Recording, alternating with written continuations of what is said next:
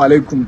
Maganan da zan yi yau akan lauyoyinmu, matasan lauyoyi wadda suke nan cikin Najeriya suke iya kokari, ire-iren su barista Hamza, su Abba Hikima da su Bulama. Gaskiya Allah ya saka musu da alkhairi. Irin wayannan jajirtattun ya kamata mu fito muna nuna godiyanmu game da su, saboda wayannan mutanen suna kishin arewacin Najeriya, suna kishin matasa, kuma suna nuna suna tare da matasa.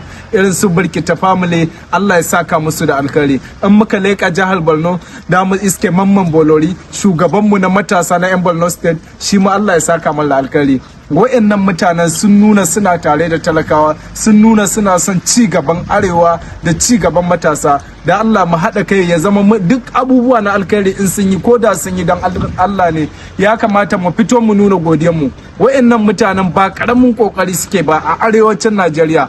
Wallahi in kuka san mutanen da suka taimaka, irin mutanen da ake toye musu haƙƙinsu a kama su ba tare da an musu hukunci ba a san inda suke ba, su fito su tabbatar da inda suke kuma su musu adalci. Sai dai mu ce Allah ya saka musu da alkhairi. Ina mika sakon gaisuwa zuwa ga wayannan mutanen. Allah ya kare su, Allah ya shiga tsakanin nagari da mugu, Allah ya sa mu gama duniya lafiya. Mashi